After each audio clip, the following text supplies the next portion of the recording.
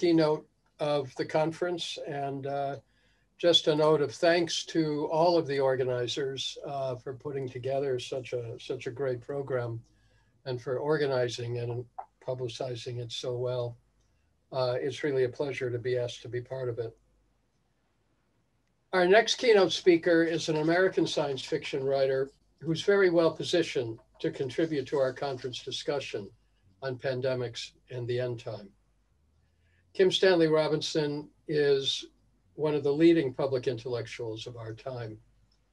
He's the author of over 20 books, including the internationally best-selling Mars trilogy, as well as his 3 Californias trilogy, Red Moon, New York 2140, Aurora, Shaman, Green Earth, and 2312. He went to the Antarctic with the U.S. National Science Foundation's Antarctic Artists and Writers Program in 1995 and returned in their Antarctic Media Program in 2016, the first experience of which led to his novel, Antarctica. Stan works with the Sierra Nevada Research Institute, the Clarion Writers Workshop, and UC San Diego's Arthur C. Clarke Center for Human Imagination. His work has been translated into 25 languages and won a dozen awards in 5 countries, including the Hugo, Nebula, Locus, and World Fantasy Awards. In 2018, he was named a Hero of the Environment by Time Magazine, and in 2016, asteroid 72432 was named Kim Robinson.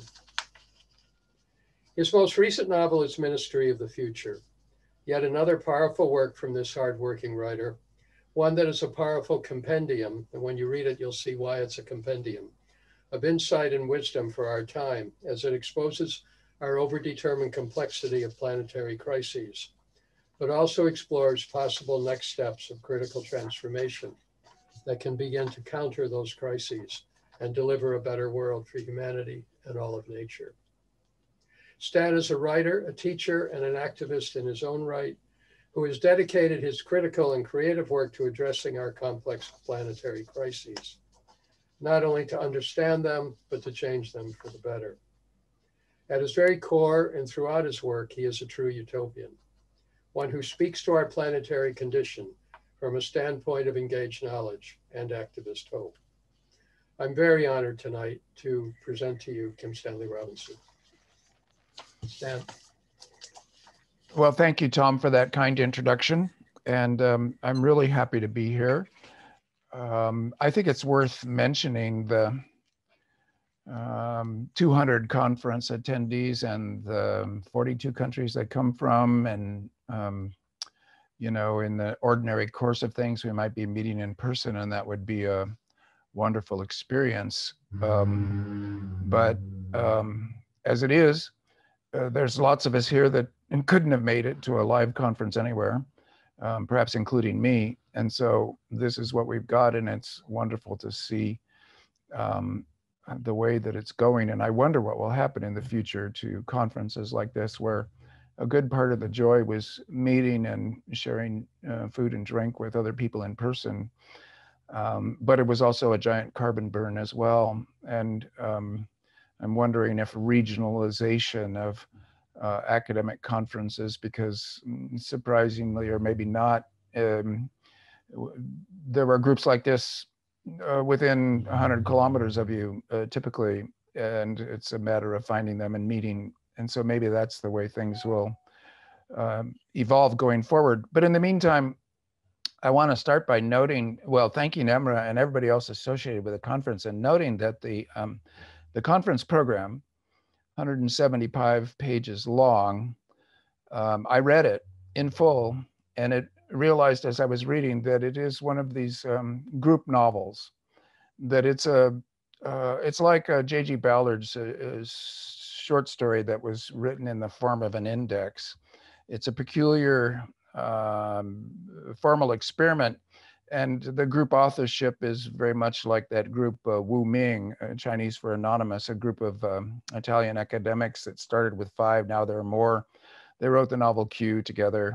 And so here we have some 209 authors from 42 countries writing a novel And the contents, reading it all at once as I did, is almost overwhelming, extremely lurid, exotic, melodramatic. And since obviously it's a Gothic novel, I think it's momentarily appropriate to even say hysterical. It's science fiction, fantasy, it's a post-apocalypse, it's all these genres which Jean Clute has usefully termed fantastica, using the Polish word. This is the novel that this conference has assembled, and reading it all at once, it's as I say, almost overwhelming, and an expression, as art so often is, of the cultural subconscious of our current moment.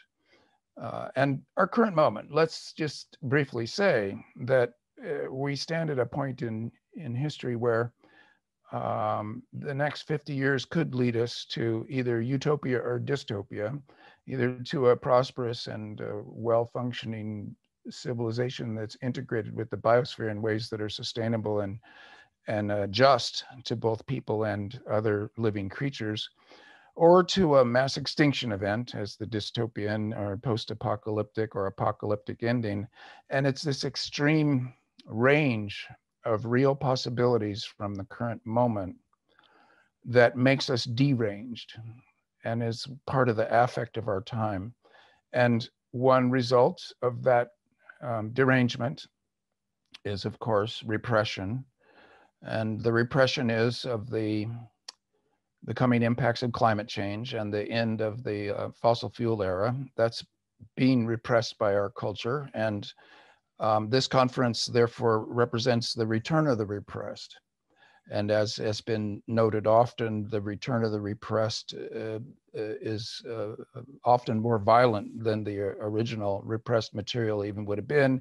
You get the Gothic nightmare, you get the sleepwalking at the edge of the cliff, you get here be monsters as a feeling of nightmarish awareness just barely held under the floor of consciousness, that we are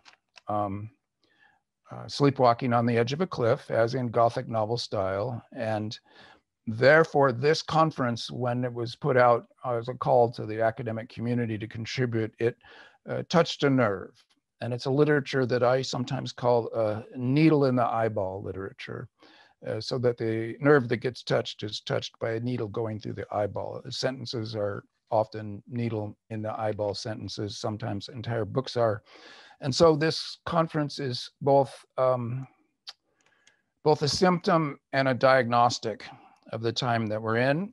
It has an aesthetic coherence that has come together from all of the contributors, and perhaps from the curators choosing appropriately and organizing into the various panels that are there. So despite it being even more of a heteroglossia than usual in the novel, because novels are always that way, this one is quite the polyvocal accomplishment. And my congratulations to everybody. And if in theory, I guess stretched out over time, as in a time machine, one could see all of the contributions on YouTube, it would be quite a thing. So,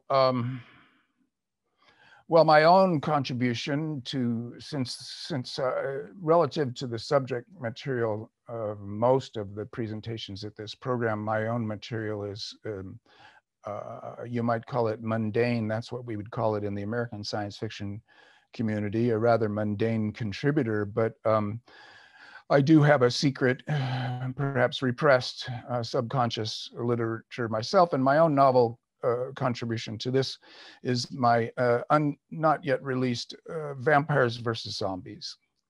I haven't unleashed it on the world because I'm not sure that it's ready for it yet, and it's sure to be extremely dangerous when released, and it's written nightly, at least in my head, and I worry that it is perhaps a too obvious allegory for our own times.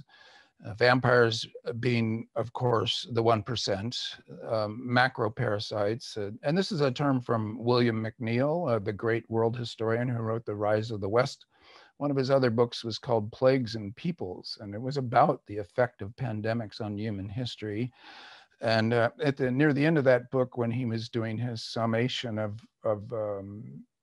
what it all meant, he made distinctions between microparasites, which were the bugs like the virus afflicting us now, like bacteria, like the Black Death in the Middle Ages, and macroparasites, which were simply the ruling class as sucking our blood and making us sick. And it's no coincidence, of course, that vampire stories appeared around the time of the rise of imperialist capitalism. And then, of course, the sickness that the vampires infect us with is simply zombieism. The precariat, all of us, the rest of us. And very coherently and insightfully, zombies are split up between fast zombies and slow zombies. And the fast zombies are the ones who are getting by, and the slow zombies are the ones too slow to make it, falling apart as they walk and try to survive. So that the difference between fast and slow zombies is essentially can be determined by looking at their bank balance and how much of an infusion of cash they're getting per month, if any. So the final battle of vampires versus zombies would be a classic Ragnarok ending, and a real Donnybrook. Vampires they have small mouths. They're not great predators. They're not Tyrannosaurus Rex. They have small mouths. And of course, there are small-mouthed creatures that are quite effective killers. Otters in particular.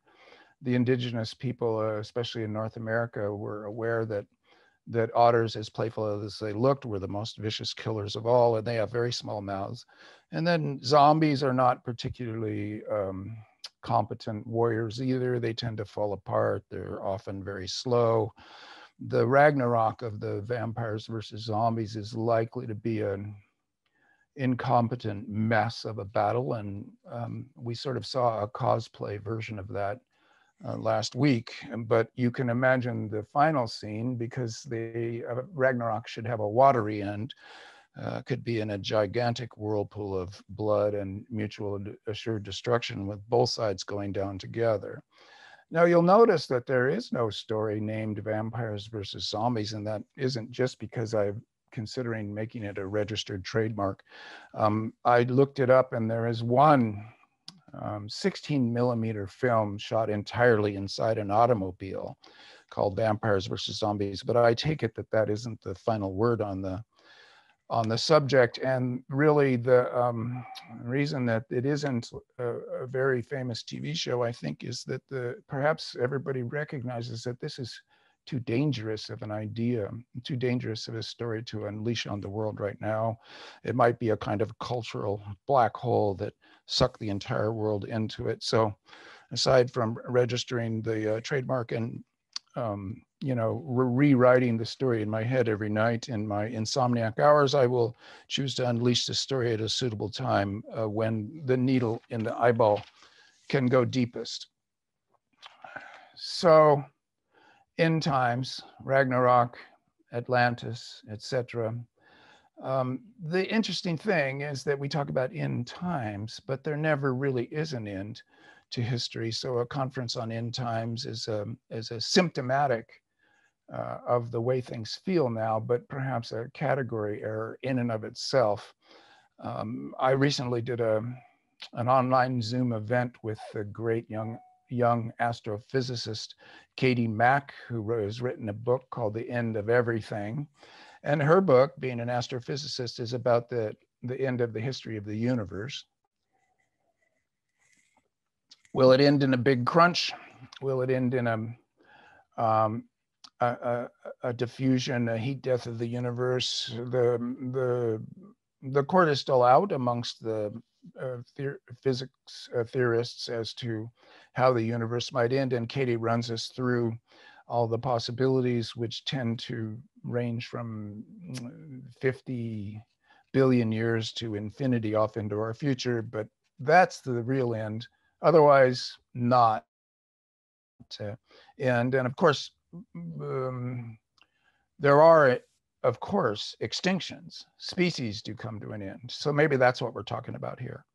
But humans, even with climate change, even with the poisoning of the earth, and the creation of a mass extinction event that will hammer the rest of the Earth's biosphere's living creatures. Humans are going to persist like cockroaches or sharks, like crows or seagulls or ants. There's a certain unkillability to the human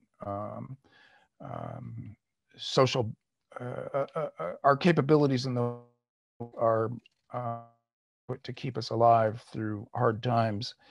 And so there won't be a true end. The average lifetime of a species is around 10 million years.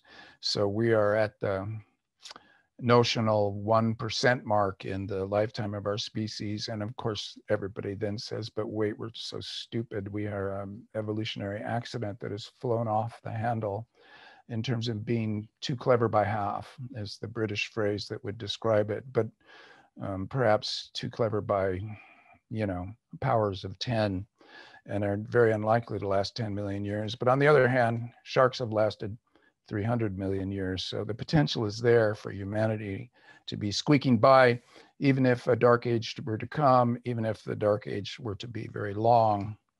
There isn't going to be an ending, and that's inconvenient for stories where endings are a satisfactory conclusion, a sense of closure, sense of an ending in the Frank Kermode sense. But the reason I think that we will squeak by has to do with our Homo faber, man the maker, the technological capabilities that we have. And I want to remind everybody of a time 73,000 years ago when there was a volcanic event, as there has been many times in terms of climate change. And this is the discussions of nuclear winter in the early 1980s suddenly clarified what really bad volcanic explosions could do to the climate of the Earth. And we now know by way of archaeological investigation of the human genome that around 73,000 years ago, there was a volcanic explosion, probably in the Indonesian archipelago, that was so severe that darkness lasted, or not, perhaps not total darkness, but in any case, cold darkness, disruption, atmospheric poisoning, to the point where humanity was reduced to a population of perhaps 2,500 individuals. And most of them were probably surviving on the coast of South Africa, where there was a confluence of oceanic stabilization of the temperatures, a lot of clam beds offshore, and a particular kind of tuber that grew directly onshore, so that within a day's travel, there was both seafood and plant food that could be gathered, such that no matter what else happened, this little population remnant survived on the coast of South Africa. And it made me think about a couple of things, this newly discovered incident in human history, this near extinction event that happened to us when we had not much particular in the way of technology beyond stone tools and fire itself, that the Neanderthals and Denisovians were also alive at that time and went extinct sometime perhaps 30,000 to 40,000 years later. So it's not necessarily the case that that particular volcanic explosion put them under, but they lived further north. Remember that at this time, Australia was empty, the Americas were empty, probably, and humans had only 20 or 30,000 years before left Africa by way of Arabia, and were walking out into the Eurasian continent, the old world, and diffused. And in the north, there were cousin species that were like us, but not. They actually could mate and reproduce. We have 4% of our DNA is Neanderthal DNA for all of us, and there might be some Denisovian in there too. But these cousins of ours did go extinct. So it's not as if endings don't happen sometimes, but scraping through with the very small technological resources and knowledge base that we had at that time is one sign of how resilient we are. And I want to remind people that Plato, telling the story of Atlantis, was telling the story of the, again, a volcanic event, the eruption of Santorini, the, in fact, violent explosion of the cone of Santorini reduced to a ring of rock island around a central bay, so that Plato's description of the shape of Atlantis is based obviously on the shape of the island of Santorini after the explosion. And that happened about 1,000 years before Plato or whoever wrote it down in Plato's voice wrote it down.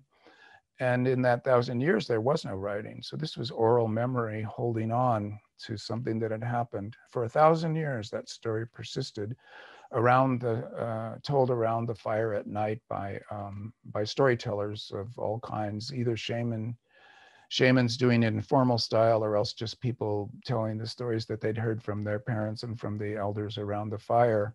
And Atlantis is approximately 10 times larger than the real Santorini. So 10 times exaggeration of scale over 1,000 years is really rather a modest kind of exaggeration.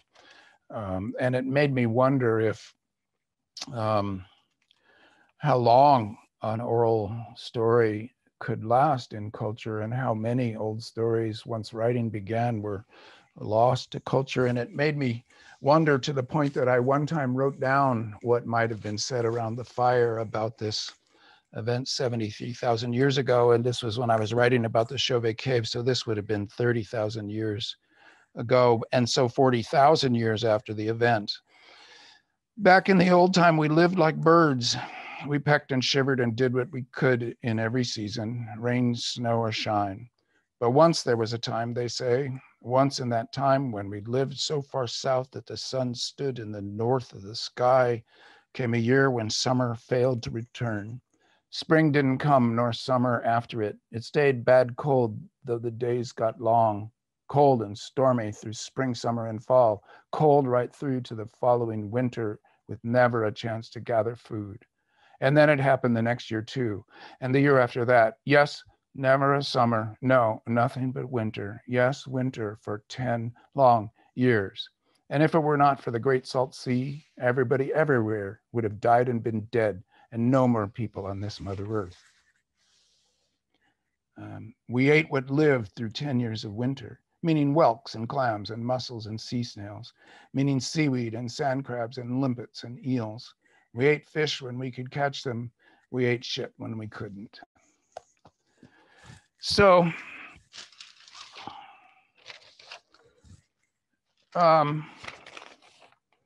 maybe that's how it went.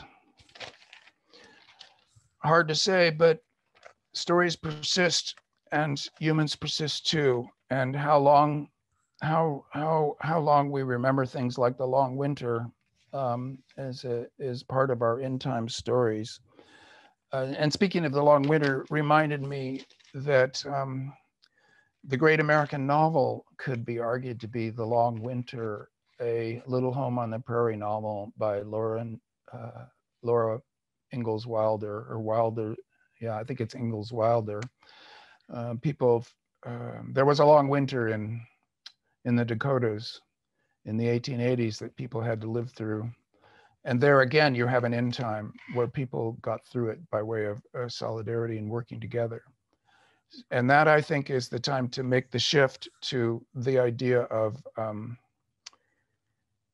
end time tales are tales of fear. We have fears, and fear is powerful, really powerful. It maybe is one of the strongest emotions, but hope is also a strong emotion. And I want to suggest to you that hope persists in ways that are usually invisible to us. And also, for instance, hunger. When you feel hunger, this is your cells hoping to persist and sustain themselves.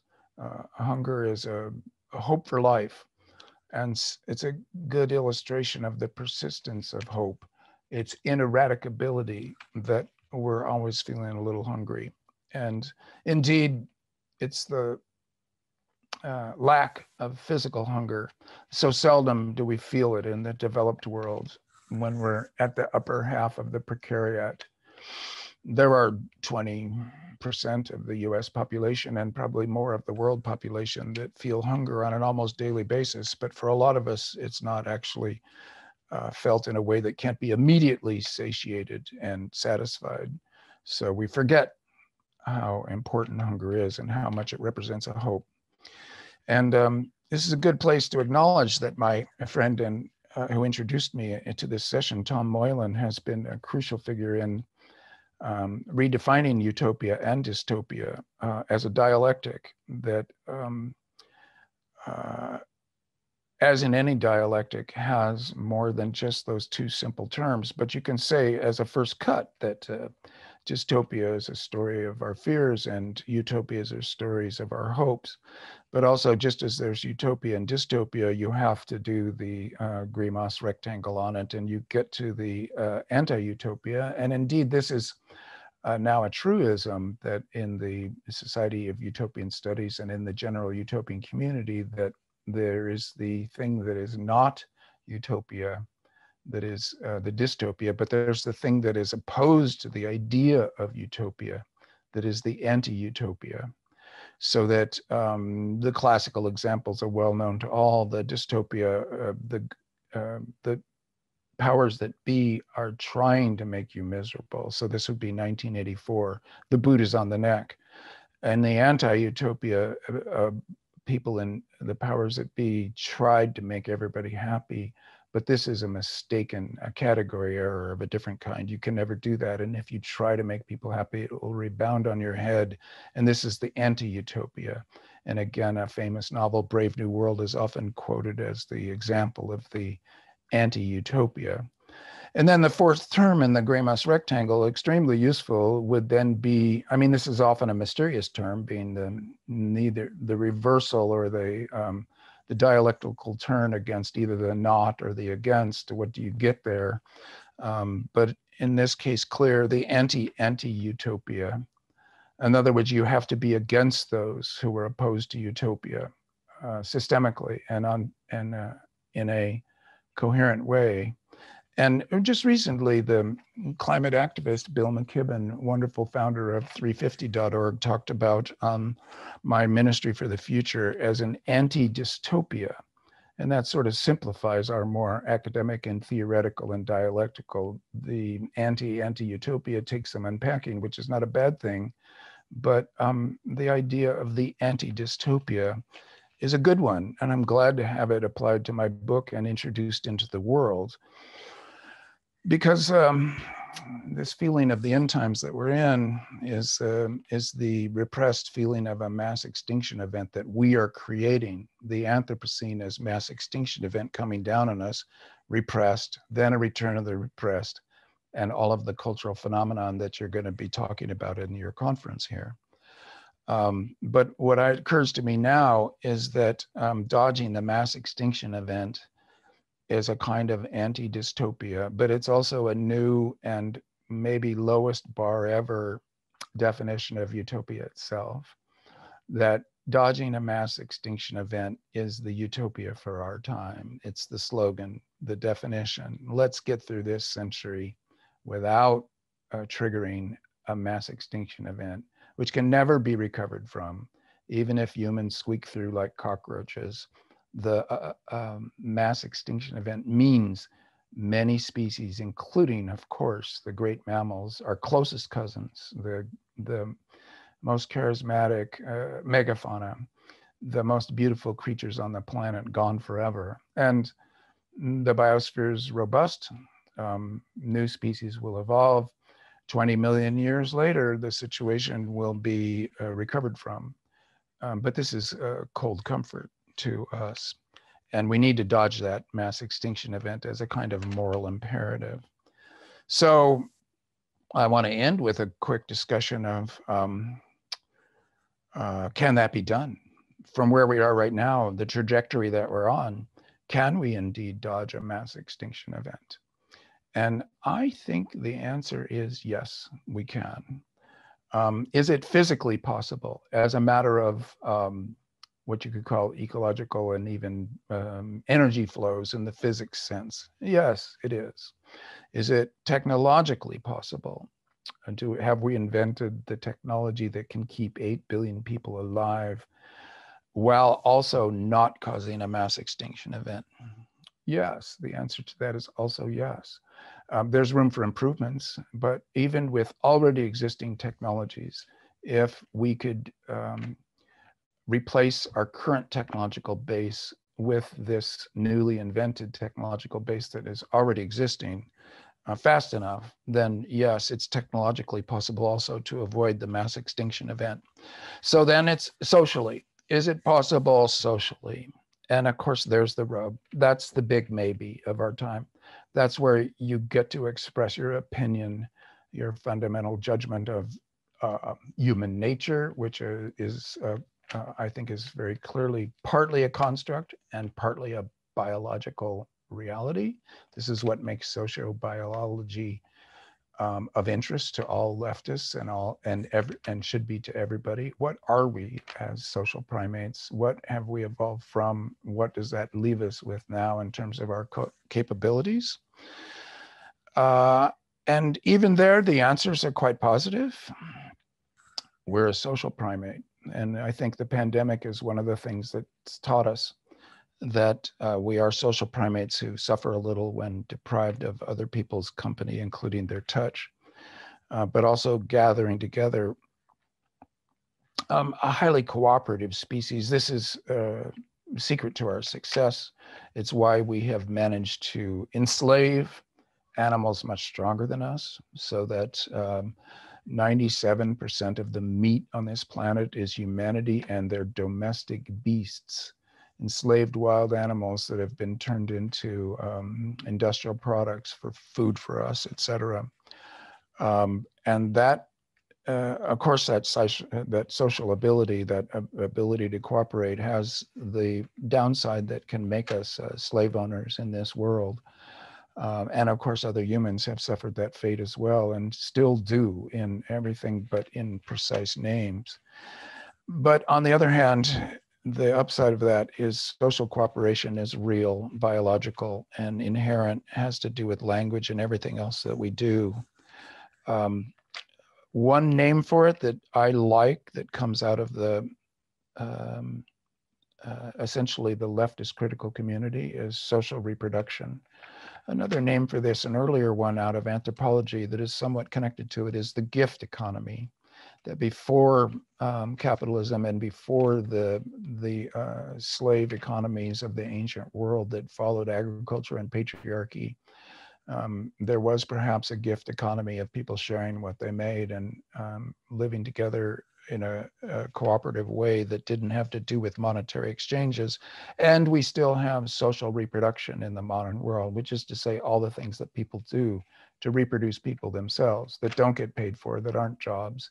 And indeed, it would be weird and awful to try to monetize social reproduction itself, which is having to do with care and with giving, and a kind of gift economy that is daily. And it isn't just immediate family, but mostly people that you are in physical proximity to, so that they're your community rather than your network. Right here, we are speaking as a network, and that's very important, especially for intellectuals, but it may be everybody, to have a network. But then there's also your community that cannot be neglected without suffering at every level. So you could say that, for instance, this conference is a upshot of the gift economy. There is social credit that comes from it that can redound to a livelihood, to economic benefit to those participants in it. A credit on a CV, a possible job opportunity in a more tenuous world. For the precariat, every little bit helps. And in that sense, this conference is an economic activity, but so much of it is also created by the gift. I'm sure that there were scores of individuals that put the conference together as an active thing, but then also this is a science fictional thought that Charlie Stross, the Scottish science fiction writer, has been very good on. How many people does it take to keep a civilization going? It's one of the ways you can destroy the multi-generational spaceship idea, which I'm interested to destroy and have in my novel Aurora. Strauss says you probably need 100 million people to run this conference.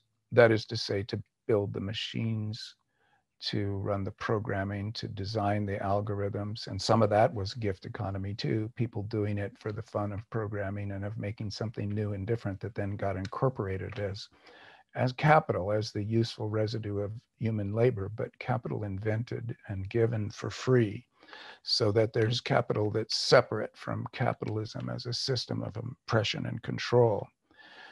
So yes, there isn't going to be an end, and yet it's still valid to talk about end times as an affect state, as the feeling of our moment of history. Something's going to end. We can't go on the way we're going, and what can't happen won't happen. We are not in a fantasy novel. We are in a science fiction novel. So magic isn't going to work. But there is a certain magic to the feeling of cooperation and of solidarity with strangers. So, and also, literature and art in general is made to unleash the monsters and put them on stage and talk about them, enjoy their presence without damaging other people. In a way, science fiction is just a subset of a larger fantastica, as Clute and my students are always pointing out to me. So without canceling this conference, I will now cancel this talk, or let's put it this way, the talk indeed has come to an end. And I'm gonna turn it back over to Tom and hope that we will have a entertaining question and answer session. Tom? Thank you, Stan. Very good. I think we're ready to go, and the questions are already rolling in. I feel more like a host on a radio program with all the questions coming in. Let's start with this one. I can find it again, which is very immediate, from Simon Spiegel. KSR wrote at the beginning in the New Yorker that the corona is rewriting our imagination. Would you still hold to that? To me, at the beginning, it felt similarly, but it is dragging on. I have problems to see it that way. Yes, well, thank you, Simon, an acquaintance of mine, and an interesting question. I have to say, and a lot of you will recognize this situation, that titles in journalism are typically, like headlines, not written by the writer. And it was not my phrase, the coronavirus is rewriting our imaginations. I'm not sure that I agree with that, and I'm not sure that the essay that they published would back that thought. But it certainly, like a good headline, grabbed a lot of attention to the essay itself. Written in April as it seemed to me then that something that I'd been saying for years is definitely the case. We are all now living in a science fiction novel that we are co-writing together, in the same way that this conference has written the program as a collaborative novel. Civilization itself is caught up in a science fiction novel. And someone has pointed out to me recently that it's not just one science fiction novel, it's competing science fiction narratives, and maybe Fantastica in general, but in any case, not mundane domestic realist novels of the bourgeois tradition in England and France. We're not in that world anymore, and that kind of novel is a nostalgic thing. As for the pandemic and its effects on us, well, it's an ongoing science fiction story. We learned a lot, and a lot of what I said then, I would stand by. Now, it's been borne out that we are utterly reliant on what science is teaching us, that science is artificial intelligence in the same way that vampires are the 1% and zombies are the precariat. AI is science. It's a very plain allegory. And every time we talk about fear of AI taking over, this is people speaking either consciously or not about fear of science taking over and the disappearance of philosophy or ethics or simply executive functions of decision making, which do indeed need to happen. So I think the pandemic has underlined all that stuff, and I would invite people to go back and read the essay I wrote in April on the basis of ignoring the headline and seeing what else I said there. Thank you. Emra, let me just check with you. As I understand it, we have about 45 minutes until yes, Tom, I pasted the questions for you in the chat box. So, I mean, we can have a longer, of course, like session if you both are fine. So that wouldn't be any problem. Yeah, but right now we're aiming to 1/4 past the hour. Yes. Yes. So I just pasted the questions like in the chat box, so you can. Well, I'm following the chat, so yeah. Okay. Okay. Yeah. Okay, Stan. Let me. This reads: your description of the anti-dystopia also seems to partake of an anti-apocalypse or an apocalyptic event averted. Do you see any use in the category of a failed dystopia as a counterpart to the failed utopia you exemplify with Brave New World? That is, a flawed or seemingly malevolent society which nevertheless fails to actualize misery. If so, what would be an example in fiction or history? Well, thank you for that, because this would not have occurred to me if it weren't for Tom's own work on the critical utopia and the critical dystopia. This is maybe it's in Demand the Impossible or in the next book of Tom's. And it has to do with his discussion of my novel, The Gold Coast, which has sometimes been talked about as a dystopian novel, whereas actually it's a fairly accurate rendition of my own youthful follies in the 1970s in Orange County, California. And I have to say, there was a lot of joy in the 1970s. And this stupid war economy, the military industrial complex, and Reaganism itself, the Reagan-Thatcher neoliberal counter-revolution that dashed the hopes of the 60s like a Spartan war chief taking an infant baby that was judged to be unfit and smashing its head against a tree and killing it.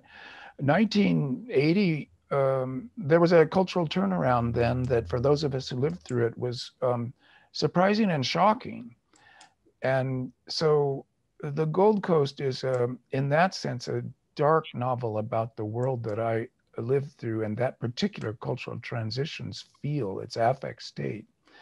And so, and yet, you know, we were young. I was body surfing every day. I was writing poetry and playing around with friends. I had girlfriends. It was the Beach Boys. The music of the Beach Boys was not an inaccurate description of the feel of my youth in that. So at sometimes, and this is also by help from Tom, I talk about the pocket utopia. And so many written utopias have been a little separate pocket utopia. And I made the point in my following novel, The Pacific Edge, there can be no such thing as a pocket utopia. That's just simply an island of privilege and a sea of misery. And so I'm wondering then, therefore, if the failed dystopia would be, or incompetent, would be hope, always ineradicably springing up, so that if humans are alive, then they're filled with hunger, with hope, with an urge to joy. And young people will find joy in remarkably awful geopolitical circumstances. So I have to admit that going to my own novels helps me as examples, because it's also the case that in the last 30 to 40 years, I have read much less science fiction than I did in the 10 years before that. So I'm stupendously front-loaded in my knowledge of what's going on in science fiction.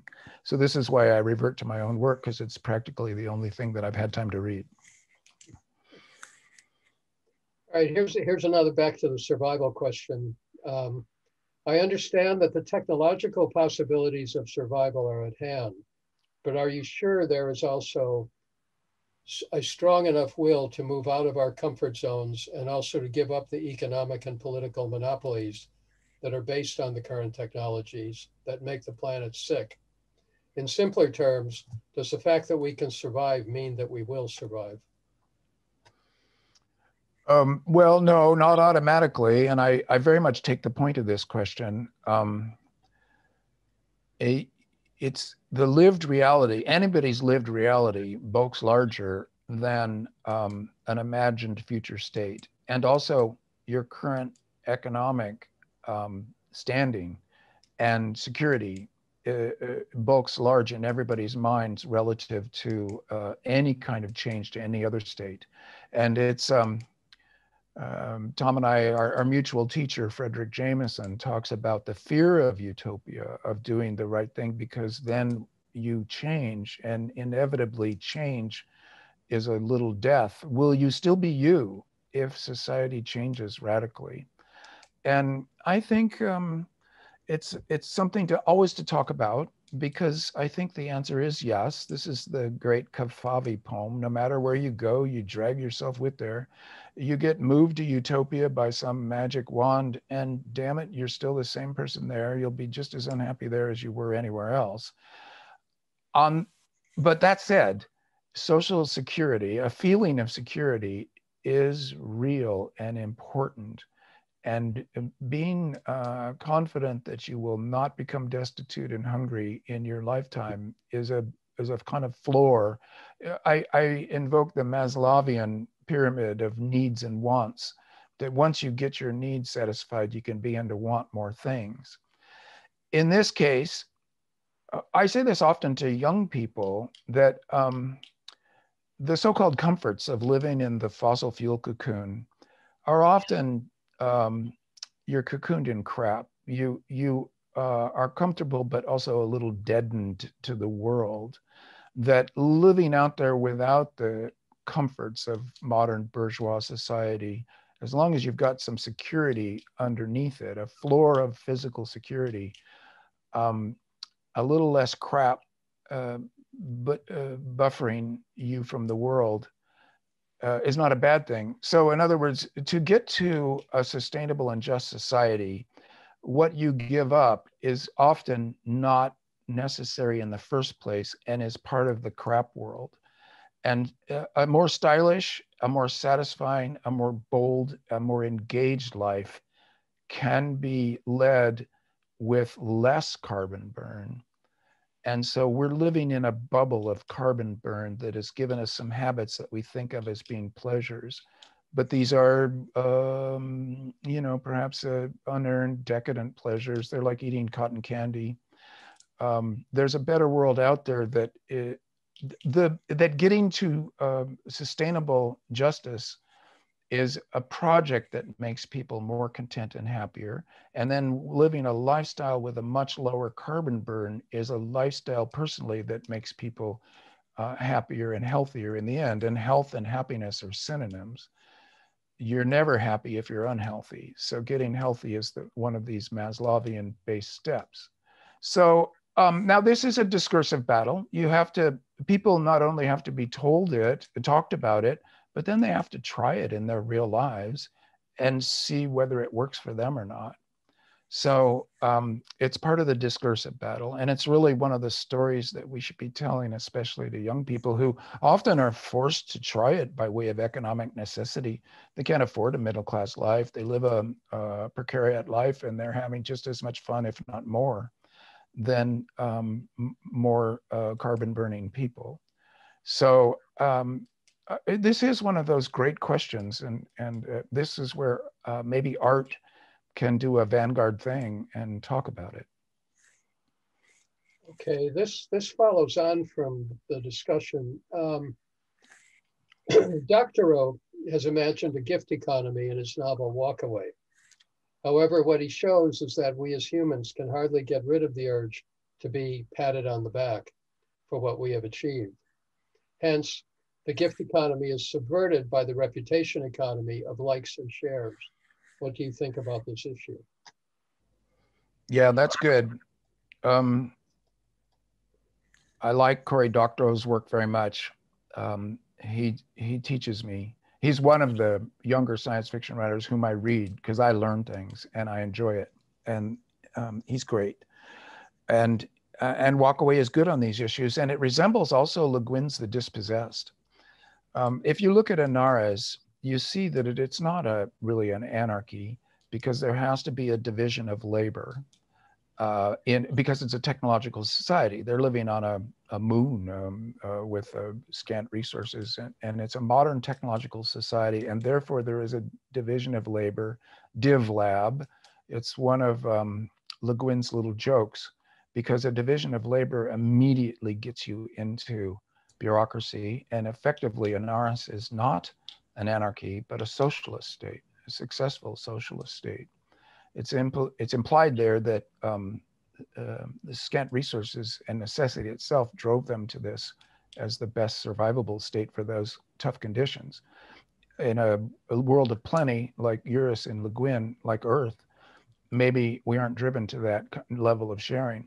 But what Le Guin shows, and I'll get to Doctorow, is that power corrupts. And of course, absolute power corrupts absolutely, okay, but a little power corrupts a little bit. And almost everybody has a little power, and especially bureaucrats, even if they're given it temporarily and are working at will for the larger commonwealth of the society at large, they have a little power for a little bit of time, and then therefore there's a little bit of corruption. Human nature. Now, I think human nature is such a charged, loaded, and deceptive term. And yet we're not tabula rasa, and there is reputation economy, and it's Paleolithic. You can see that, and you can guess it. So I think Doctorow's right that you can't walk away into a gift economy and have everything become copacetic at that point. And so he is following the Le Guin line of interrogating. It's again, Tom's term, the critical utopia. These are utopias that are criticizing the very idea of utopia as they make suggestions for some kind of better world, a post-capitalist world that one way or another ameliorates the gross inequities of capitalism. And also in Le Guin's case in particular, Doctorow is also good on it, but in Le Guin, the end of patriarchy. The huge success on Anares is not that they've gotten to any kind of utopia of pure anarchic horizontalization and sharing of power, but that they have absolutely erased patriarchy as a force, a negative force of oppression of men over women. That's gone on Anares, Le Guin asserts. And that's the great success in that novel that is not underlined by Le Guin, but very clear if you reread that book. Doctorow tries to make similar efforts. And Walkaway, which is a title that I suggested to him, although I think it should be 2 words, not one, should be an imperative verb, is like many excellent utopian novels, both great and mildly crazy. And I only add that because the ending where they begin to download their minds into computers and these are incompetent versions of their living selves, well, it's just an excrescence. It's unnecessary to the story that he was telling up to that point. But what can you do? Novels are kind of out of one's control and they flounder around, and I know that very well. And I would still say Walkaway is one of the more important books of the last decade.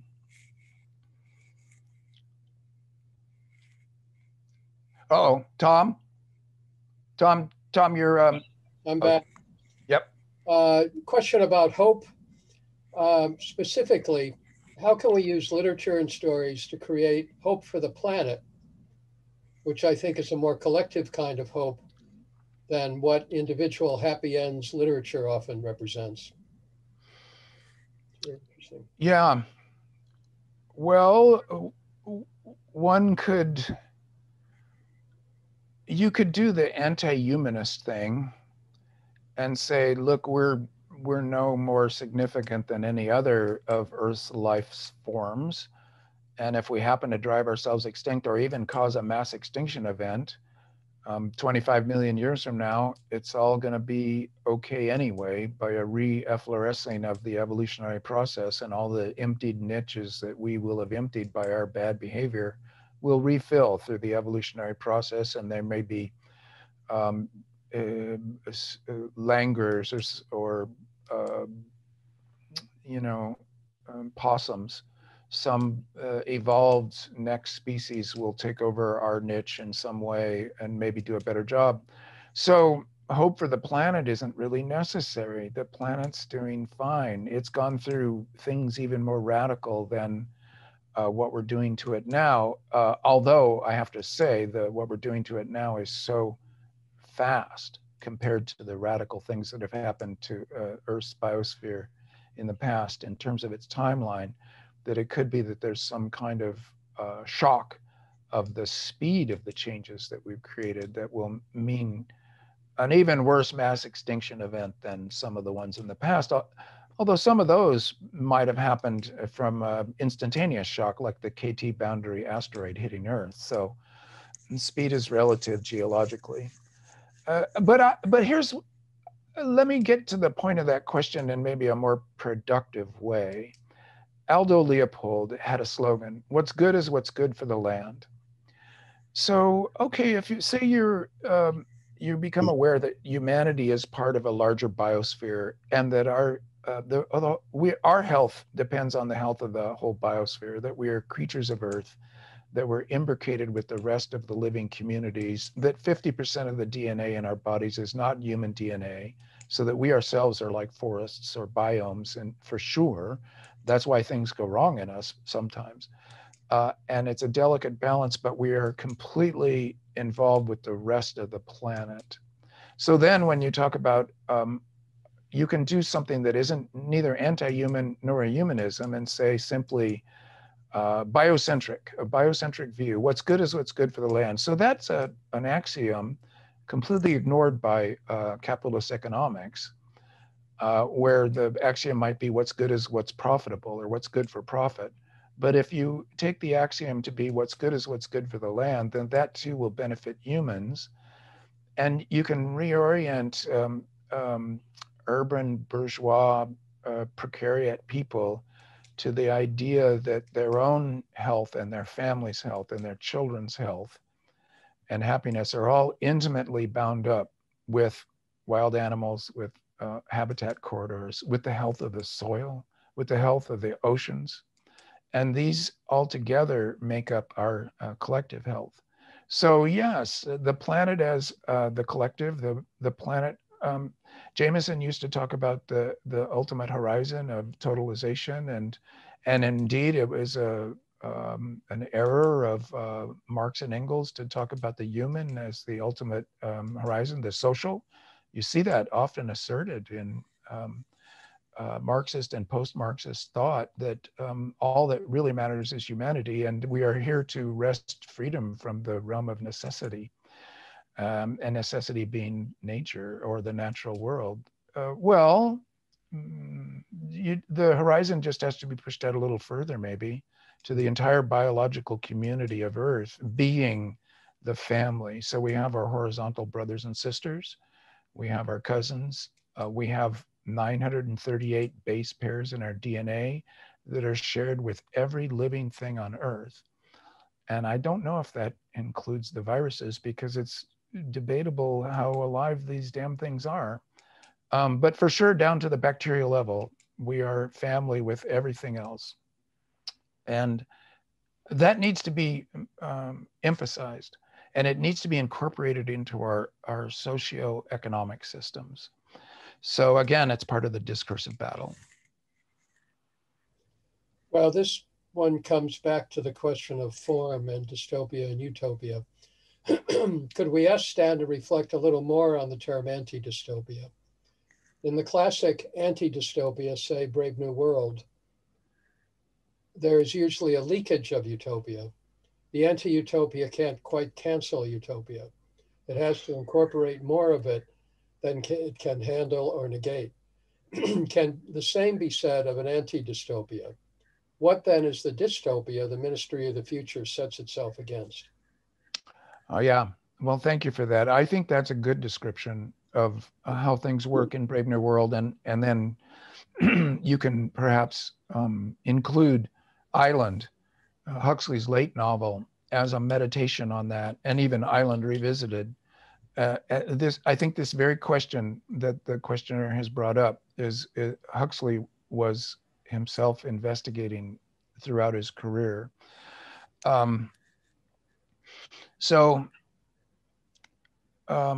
My ministry for the future is an attempt to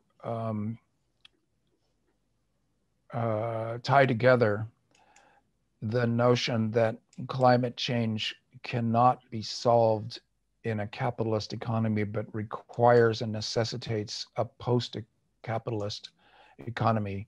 Now, this I find a terrifying thought, because we are short of time, and because capitalism pretends to be massive and natural and ineradicable.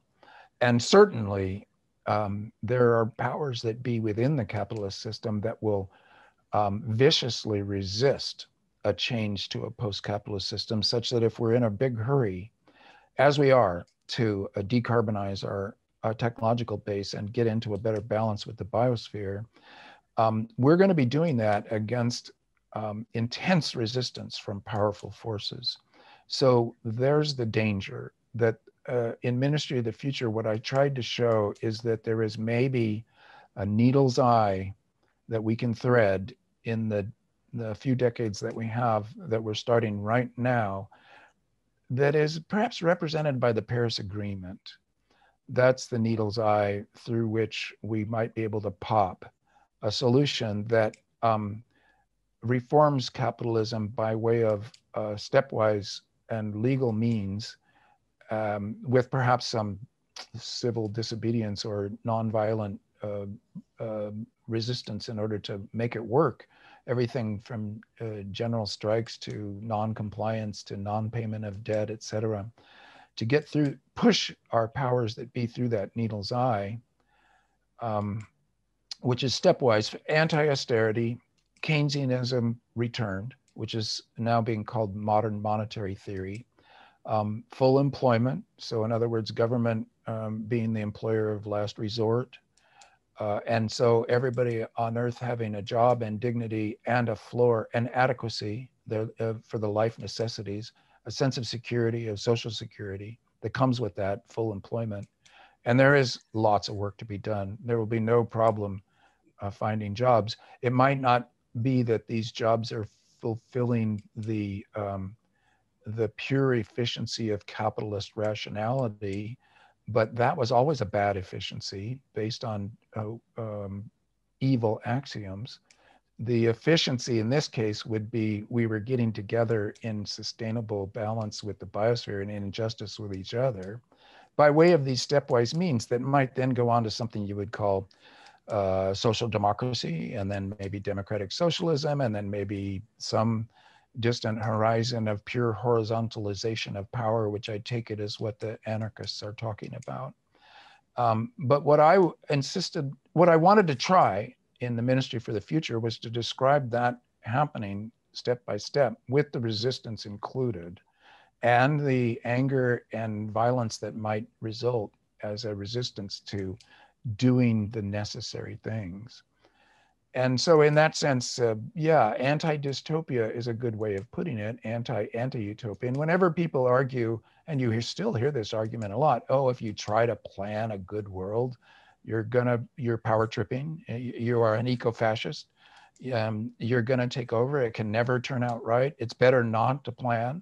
And then of course you're obscuring, pretending that there isn't a plan already, which there is, which is the so-called free market, which is just a name that is a complete nonsense name, as so many names are, for a system that is highly regulated and oppressive. It's just as much a planned economy as any other planned economy. It's just that it happens to leave the flex for the 1% to oppress the 99%, using the top 10% as their instruments of oppression.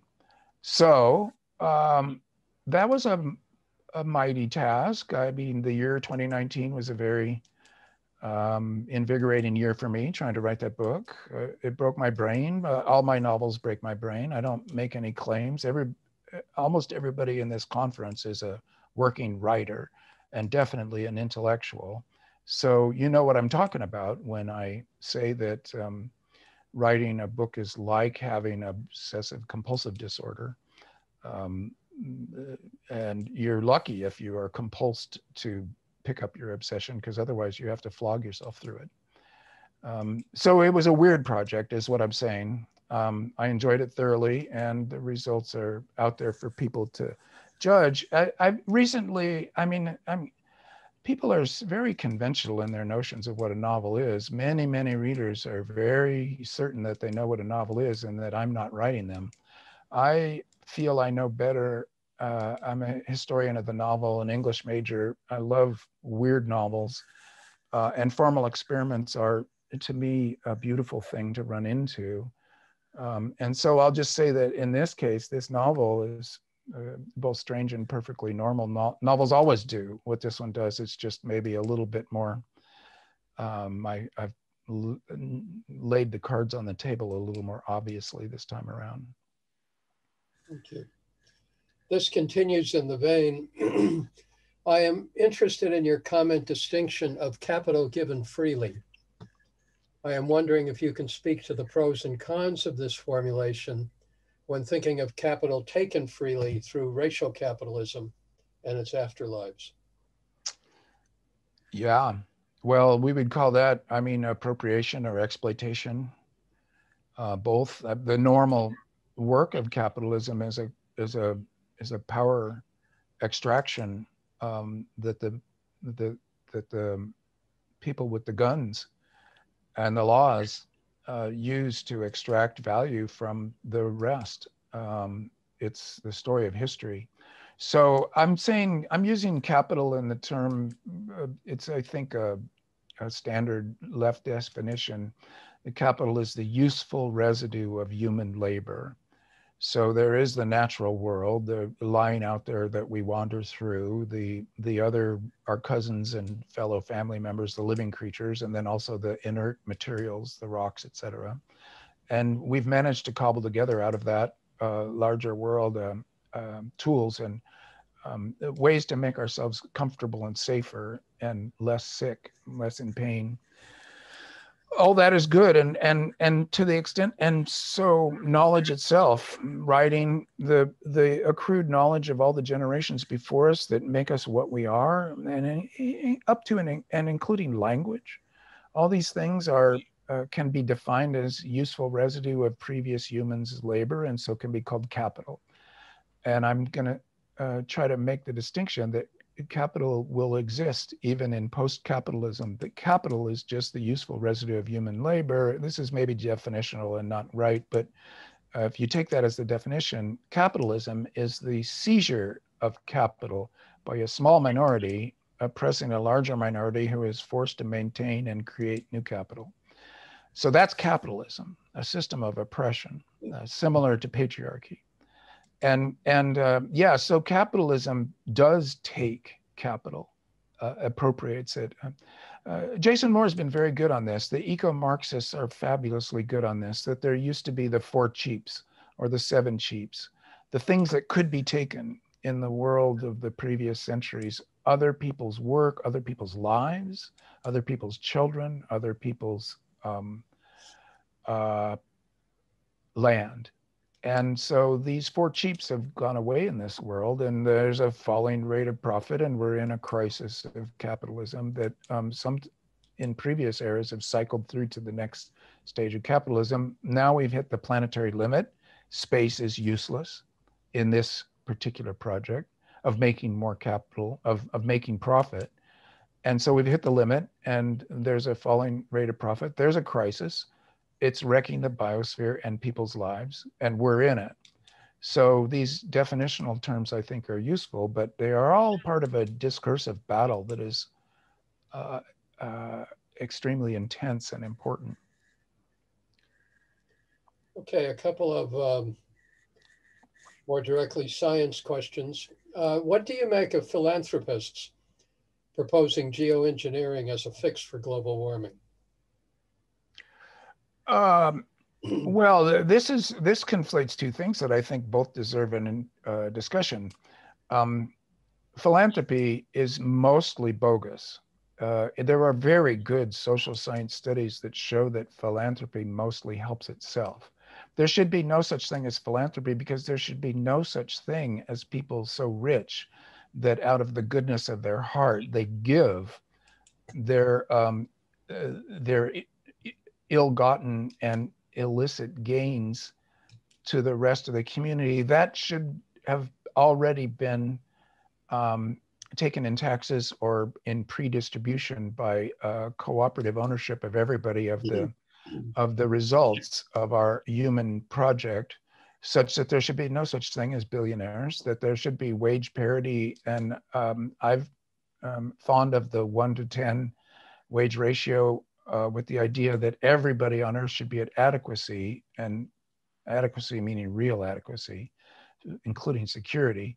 And then the 1 to 10 thing is that the richest people on earth would be 10 times that. And 10 times adequacy is amazingly luxurious, as I say in the Ministry for the Future. It's way more than anyone needs. And yet it's a mere fraction of the wealth discrepancy in this world today, where the richest Americans in particular are often making and owning 1,500 times as much as the minimum wage workers. And this is just absurd and obscene. So, so there shouldn't be philanthropy because there shouldn't be philanthropists. Now, geoengineering is different. And it's being suggested not so much by philanthropists, but I mean, some of them are interested, but it's also scientists who are thinking we're going to get into an emergency situation in which the ability to cool down the world by technological means, or to in any way ameliorate the damage we're doing to the biosphere by a deliberate, globally scaled effort. So that's a definition of geoengineering that isn't immediately negative. The definition we have now is geoengineering is the proposed technological silver bullet proposed by rich people in order to allow them to keep doing what they're doing without changing anything. So when you define geoengineering that way, naturally it's bad. It's simply bad in advance of the fact by definition. But if you define geoengineering as doing things as planned things as a human community all around this earth, it gets more interesting. And in the Ministry for the Future, I propose that things like sucking the water out from underneath the rapidly moving glaciers in Antarctica, or even staining the Arctic Ocean when its ice cover goes away, or increasing women's rights everywhere such that we have a drop in the human population over time simply from women making full human choices about their lives. That if you think of women's rights or human rights or the appropriate deployment of language and stories as geoengineering, then geoengineering becomes a different thing. It's probably a stupid word like artificial intelligence, like free market. We can't engineer the earth, and so it looks hubristic and wrong right from the name itself. I make jokes about geo-begging or geo-finessing to try to inflect that. And I just think it needs to be back on the table in precisely amongst intellectual communities like this one here gathered for this conference. There's a truism now on the left and in intellectual circles, well, geoengineering equals bad. But the moment that millions of people die because of a wet bulb temperature of a wet bulb 35 temperature, geoengineering is going to be on the table, and it needs to be thought about in advance of the fact. To see what we come up with. Right. Okay, what do you make of the idea of the Anthropocene as a science fiction novum? And what does this mean for estrangement in the formalist critical tradition? I love this term. It is an intervention and part of the discursive battle. It was proposed by Paul Crutzen, a Dutch climatologist, in the year 2000. And there was an earlier scientist who made up the word in the first place in the 1980s. E.O. Wilson is good on the history of this word. And it was an intervention precisely by the scientific community, realizing that their warning signals that they had put up to the whole world in the 1990s were being ignored. And the post-war agreement between the scientific community and society at large after World War II was, you fund us, we'll decide what to do with our science, we'll tell you what we've learned, we'll give you new toys and new powers in the world, we'll make better medicine, give us the money, we are the ones who will run the scientific community on our own recognizance because we're better at it than you are. And because of the World War II successes of science, science won World War II for the Allied powers between penicillin, radar, and the atomic bomb. You get a situation where science was sequestered from civilian control like the military would be, because it was conflated with the military in a kind of category error, having been the big force in World War II. When push came to shove and the scientific community went to the world and said, excuse me, our technological base, which we invented, is sorry, we didn't quite notice how bad it would be. It's wrecking the earth, and nothing changed. And it was clear that nothing was going to change. And that's when Crutzen and others quickly picked it up, said, look, we're in the Anthropocene. Geoengineering is happening every day, except it's destructive and bad. And that's why we're calling it the Anthropocene. We're having as much influence on the surface of the earth and on the biosphere as volcanoes, as various gigantic geophysical forces that we would usually think of ourselves as ant-like in comparison to. So, okay, it was a good idea, the Anthropocene, and I think it's right. And I think that we it's gone, this is Jamesonian, and I don't know that he agrees with it. Realism, modernism, postmodernism, these are historical periods, cultural periods, affect states. And postmodernism was very short-lived, 1973 to 2000 or so. And now we're in the Anthropocene. It's a better name. It's folded in all the other names because geological history and human history are conflated into one in a way that is an extremely powerful discursive tool.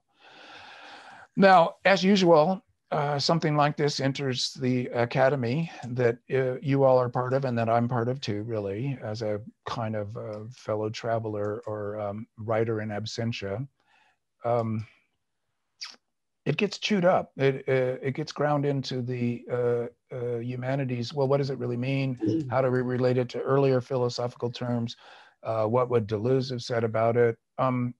It's the shock value of the Anthropocene as a term is possibly a little muffled compared to what it ought to be. But it was a valid attempt to try to periodize history, which again, as Jameson pointed out, we can't help but do, and it's helpful to do it. So if you're gonna periodize history at all, yeah, call it the Anthropocene. Say then that there can be a good Anthropocene or a bad Anthropocene, but it's gonna be Anthropocene from now on out, unless we wipe ourselves out and go back to a dark age. So I love this term. It is a science fiction term, sort of, because it was science that allowed us to learn the stuff to tell that story. But it's a larger cultural intervention of great importance. This is a follow-on related question. I wonder if the idea that human life will persist thanks to technology is not part of a dangerous Anthropocene narrative or paradigm that allows us to stay in our comfort zone. We break it, we can fix it. Do you think the current moment can help us to reconceptualize or reimagine our ideas of agency and our relationship to technologies? Yeah, thanks for that. That's a good question. That brings up the problems of scientism. The idea that we break it, we fix it, that we have Promethean powers, that we can science our way out of anything, and really using the word science as a verb is cute, but almost always a sign of faulty thinking that is drifted into scientism, which is regarding science as magic, and it isn't magic. So that it's in medicine where you can best tell how science really works. You go to your local scientist who happens to be your doctor, and you say, "Doctor, I feel sick." And then doctor says, well, let's see if we can diagnose why you feel bad. And they do. And they say, gosh, you've got thus and such, and we can fix that. a lot of us are alive because of that kind of thing, me included, definitely, twice. But sometimes they come to you and they say, oh my gosh, we found out something that we can't do anything about, and you've got about 18 months or 5 months left, and then you're going to die, and sorry, we can't do anything about it. That's science. That is a way of proving right in your gut that it's not magic. You can't science your way out of it. And indeed, the questioner's point is important. We can do enough damage in the next couple of decades that we can't fix it. And it won't be a good Anthropocene, it'll be a bad one.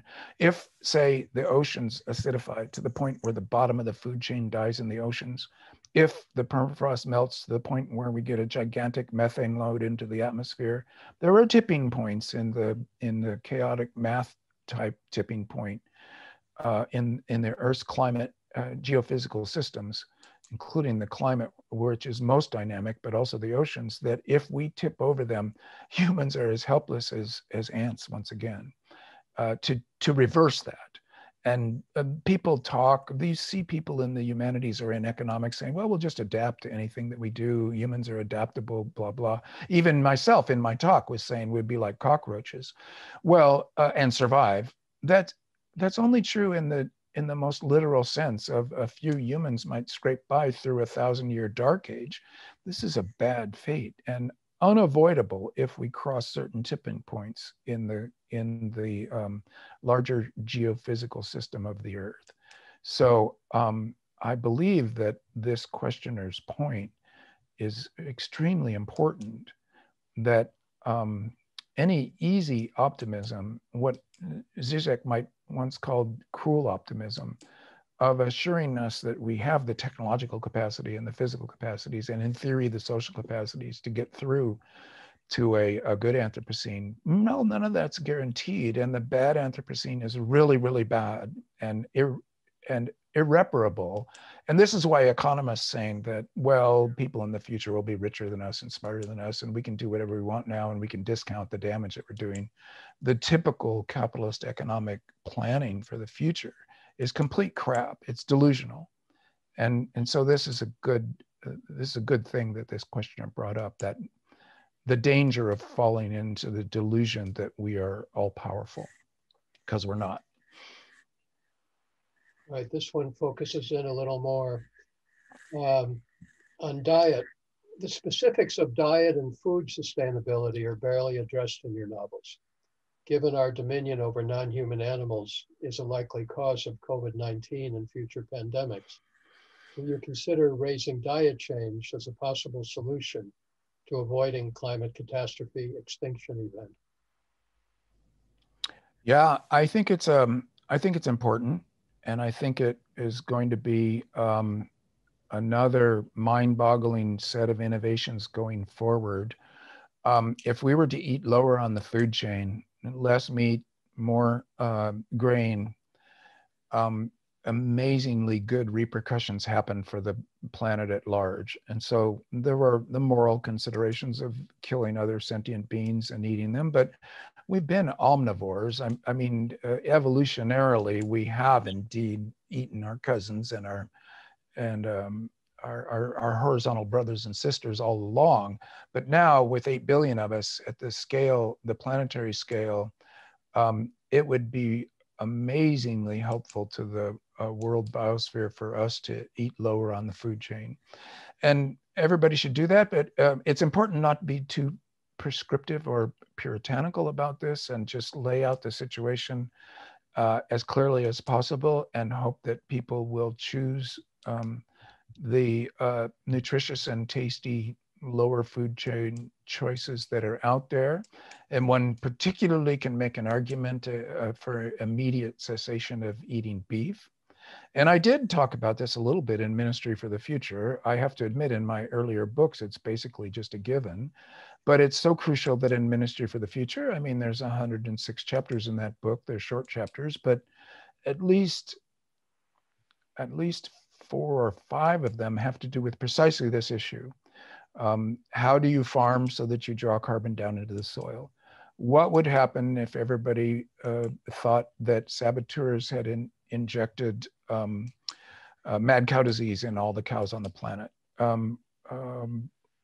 What would happen if it was too dangerous to fish, that you would be, that fishing boats would be killed by drones for wild fish, etc. So yeah, I may be late to the game, but I'm very aware that it's an important point.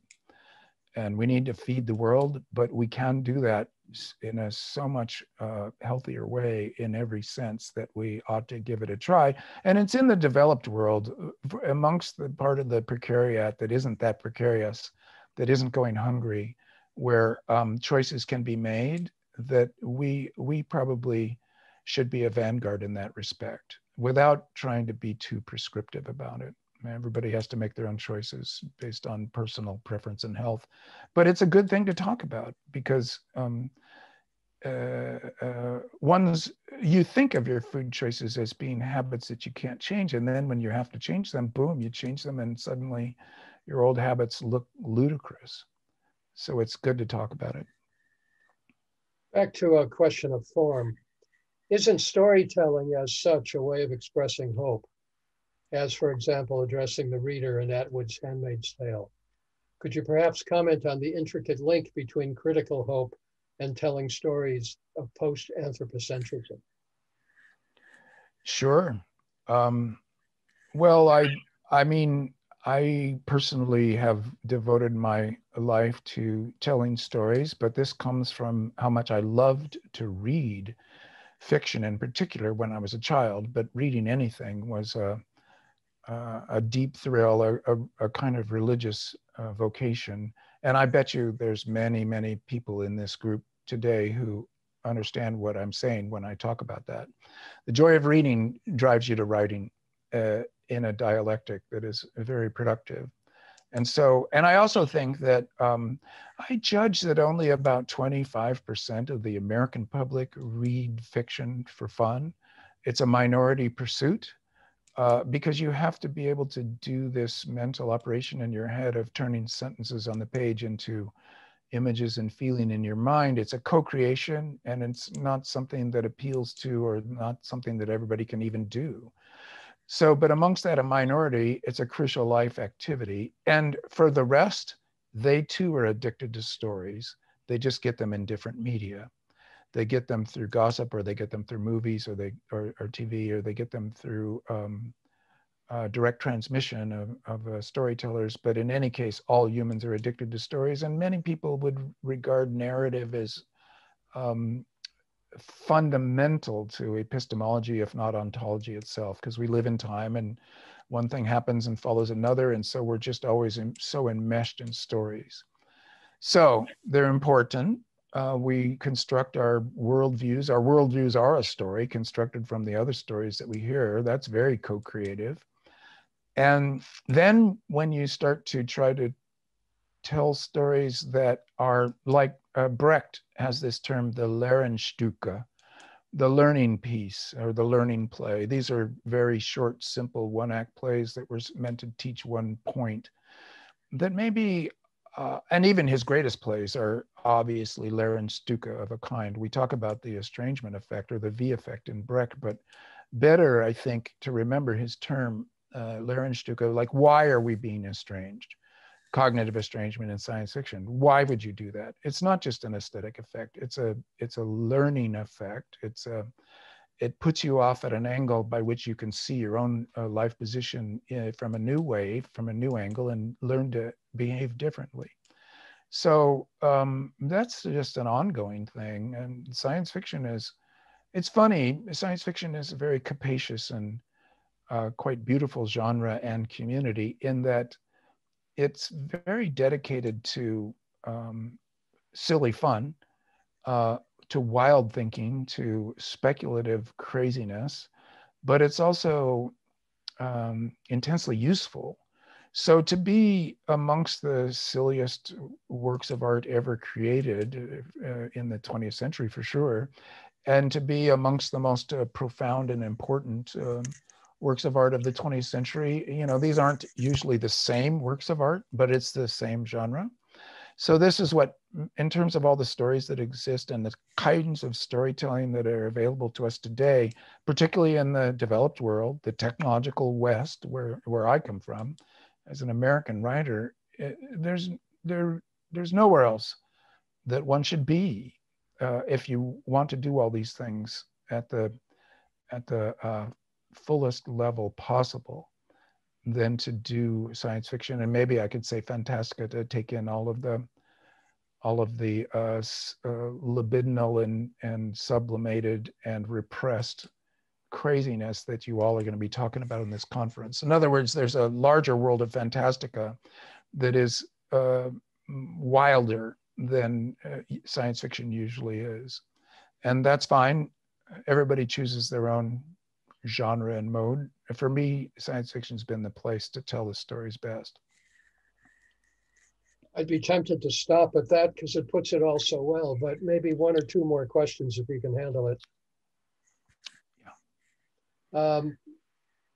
There's a couple continuing the Anthropocene question, and that's bringing up Jason Moore's Capitalocene and Donna Haraway's Cthulhucene. And I wonder if you want to talk about extending the discussion in that direction. Yeah, I have thoughts about that. That these, once you have the term the Anthropocene, then the Capitalocene is an alternative history. And so is the Cthulhucene. Although as much as I love Donna Haraway's work, I guess I haven't read that essay to understand exactly what the Cthulhucene is, but the Capitalocene is very clear, and it's an alternative history that is suggesting that if humanity had evolved and if history had happened such that a different political economy, a different power structure had evolved and replaced the capitalist history that we've lived in, that we would have had less impact on the rest of the world, on the biosphere, than we have had in this history. So that's why he wants to call it the Capitalocene, suggesting that if you had a socialism scene, you would have had fewer impacts on the biosphere. Well, I don't know. And here's the thing, alternative histories are weak rhetorically, because you can never be sure what would have happened if you change these things. And you never have a control, and you're never able to run that experiment in the real world to be sure whether your assumptions are right. I know this very well from my book, The Years of Rice and Salt.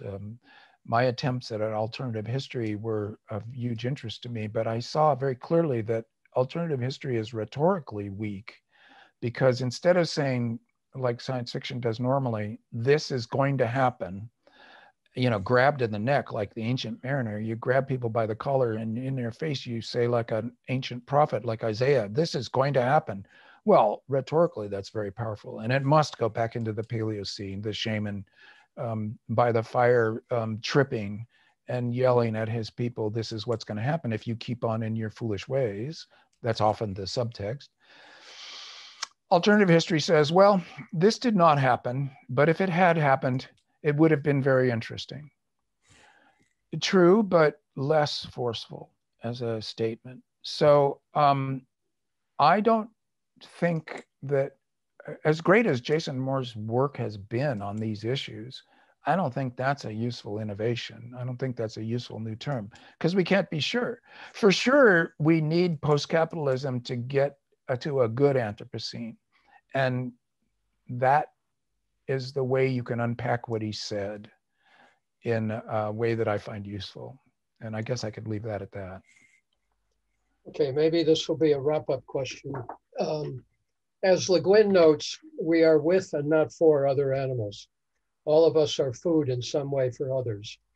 The idea that consumption of others is inherently morally problematic, and that humans can and should totally abstain from consumption of others, only serves to reproduce traditional human nature, animal-plant dualisms. Should the aim not be to move toward use that is not exploitative and non-reductive, but use of and impacts on others is an inevitable aspect of our entanglement with more than human worlds? No rigid boundaries between life and non-life, plants and animals, etc., exist in the natural world. Well, Le Guin comes from her parents, the Krobers, anthropology, and she's very deep in that tradition, and it informs all of her writing in tremendously productive ways. I hear a lot of her father, but also Levi Strauss in that quote. And it's important to remember these physical facts, or the history of us as omnivores, and also as integrated into a complete ecological system, and all parts of that system have to be healthy for us to be healthy. I take that to be her point. And also what I would seize out of this is a kind of Le Guinian, very characteristic of her, I must say, an argument against purity. Don't be too pure. Don't judge. Don't try to pretend that we aren't always mixed creatures in a mixed universe. The Dalai Lama has very often said, we all have to burn some carbon, we all have to eat some food, and a lot of that food is made from living creatures, some of them sentient, some of them not, but then again, rocks have sentient. So he talks about mindful consumption. And I'll bet anything that Le Guin was also trying to point us towards mindful consumption, that we're living creatures in the world, we eat, we shit, we breathe, and all of the other creatures that we're embroiled with in this one planetary biosphere are doing the same thing. And when you die, well, you might get cremated, or you might get eaten by bacteria that then will have their lives, etc. We're part of that biological cycle that I think what Le Guin's pointing to. But why? Well, maybe she's saying, don't be a purist, that the world isn't pure, you're not pure. Don't be judgmental and dogmatic. Try to be tolerant, try to be mindful. And I think that's probably a useful thing to be reminded of, and to maybe to close on here, because we're all now pretty deep into the social media world, our network, and there is a lot of purity, pretended purity, virtue signaling, judgmentalism, harsh judgment of the other, otherization, you might say, that is, and also the airlessness and intangibility of words on a page as opposed to people in a room. That means that the dangers of purity, of pretending to be pure, or even wanting to be pure, are probably important to keep pointing out, and say, look, keep the larger view of anthropology, of biology. Don't be so judgmental. Don't other the other. The other is, you've got to go back to Sartre and the existentialists. The other is really, the look of the other is what creates you yourself, and you're in interaction with all that all the time. So I think this would be Le Guin's point from that quote. And I would say it's maybe a nice way to end, to say a little thank you to Ursula Le Guin for being so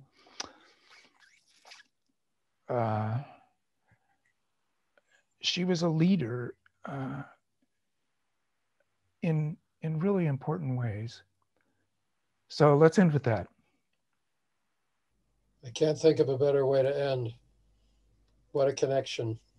Thank you, Stan, for your gift of the last few hours. My pleasure. Thank you, Emra, and to everybody else with the organization. And thank you, Tom, for all your work and support through the years. And to the conference co-authors of this great novel, the program book, the crazy Gothic novel. Have fun with it. It's going to be a fun conference, I can tell.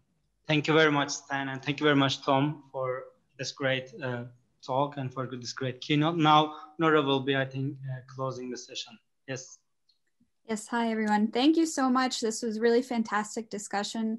Thank you, Kim Stanley Robinson and Tom. I know I've used several of your books, Stan, in my dissertation, so it's great to get to sort of meet you. So just a little update about how things will proceed. So we've finished the first really exciting day of the conference, and tomorrow we're going to start at noon Turkish time. will start directly with sessions. So if you go to the conference program, there are hyperlinks for each session, and each session has a unique link. So you will need to refer back to the program in order to access every session. If you're a chair, you should already have everything sorted with Teams. If not, shoot us an email. If you're participating, you just have to click on the link and it will put you into your session. Your chair will do the rest. So refer to the program, and we'll see you all at noon Turkish time tomorrow.